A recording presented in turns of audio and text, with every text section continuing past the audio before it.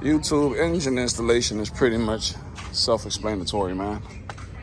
I swung the engine in there, motor mounts.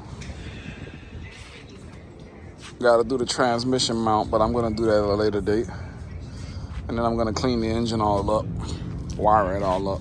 But the YouTube car officially has a heart inside of her now. So we're going to fine tune it little by little, get it running. You guys stay tuned, man. We working. It's just a little update. Good morning, YouTube. Good morning, YouTube. Just a little update. We are getting ready to install the wire harness. I'm cleaning it up. It's kind of dirty. The wire harness is pretty much self-explanatory, but if you haven't seen them before, I'll give you a quick rundown. This part of the harness bolts up to the firewall, and the light harness goes right into there, snaps in. This right here goes to the side of your carburetor. This connects the harness from the AC box side to the main engine harness. This is your alternator wire. This is your emission. Don't really use them, but if you want to plug it back up to be all original, use it. Emissions.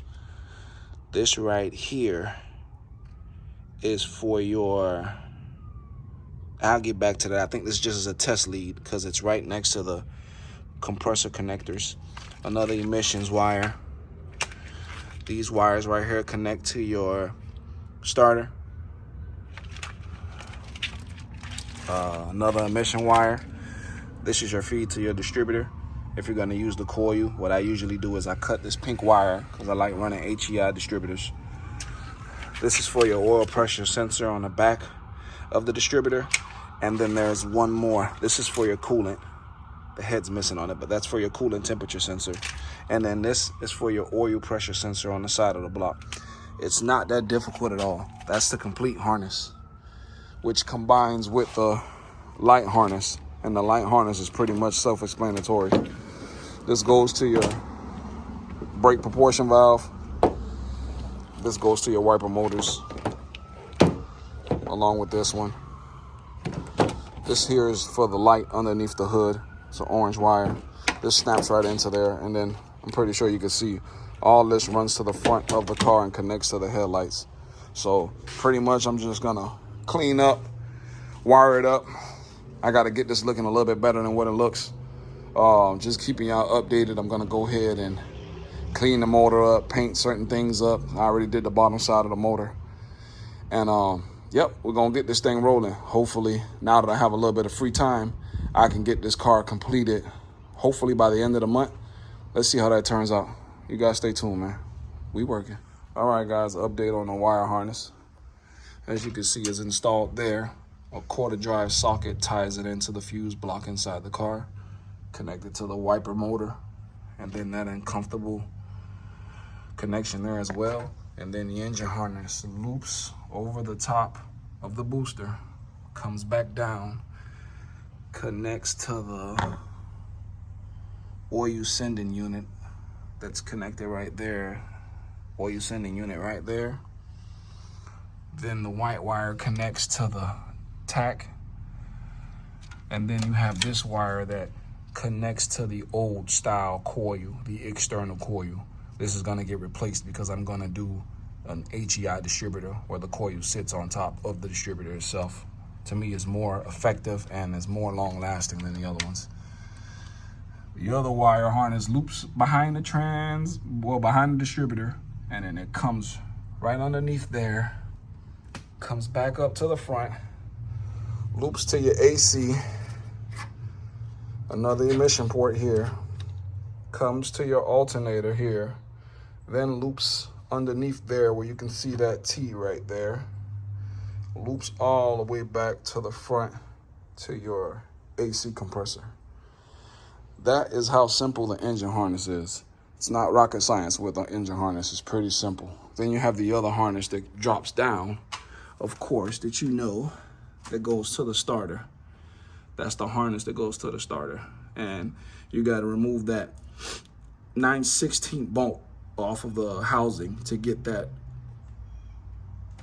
shroud off so you can loom the wires in and easy. That is just a wire harness. Real simple. I am also going to be installing a wire harness from the computer to the transmission and to all the other emissions, because we want this car to have its overdrive like the 200 R4s come from factory. So we will be wiring that back up as well.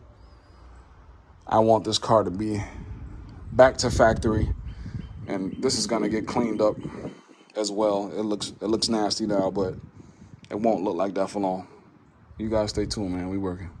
All right, YouTube. So we got the engine in here. We got it all wired up.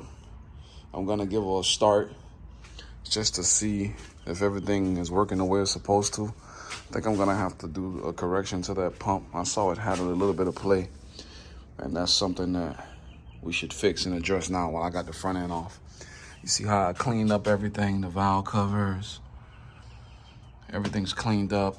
The wires are organized. Let's see how she sounds. And if she'll idle on her own, fuel pump connected. I got this little hose here so it doesn't leak training fluid on the floor. Let's give her a crank. Not gonna keep it on for long because we have no coolant running through the system. I don't wanna blow a head gasket. So let's see how she sounds, guys.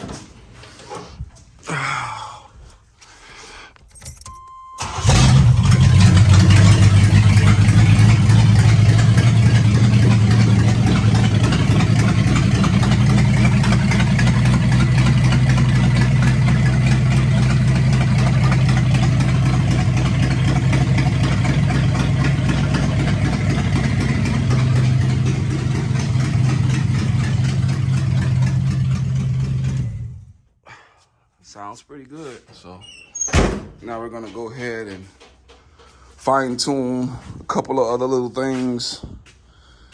Put the exhaust on it so we can quiet her down. And yep, we pretty much got her all good to go in there, guys. All right, guys, so now we got the radiator support back on the car. We're gonna run the wire loom for the headlights. This is the wire. This is the harness for the headlights. That's self-explanatory. They plug in to two lights there and then run off a little plastic clips like this, all alongside, all the way to the other side. There are a couple grounds that you must hook up. This ground wire here, hook it up, and this ground wire here. The ground bolt is there, and the ground bolt is there, guys. We're gonna finish wiring up the headlights, and then after we wire up the headlights, I'm gonna put the radiator, the condenser in there. We're gonna do a preliminary check of all the lights, make sure everything's functioning the way it's supposed to be, make sure everything's getting power, and then I'm gonna tighten up the two big bolts on the bottom of the radiator support right there, and install the lower bumper at a later date and put the face back on. So the last video should be of the face going back on, and then after that I'm gonna just clean the car over. I'm gonna clean the car up and do a overall review of the car. We working, guys. Stay tuned.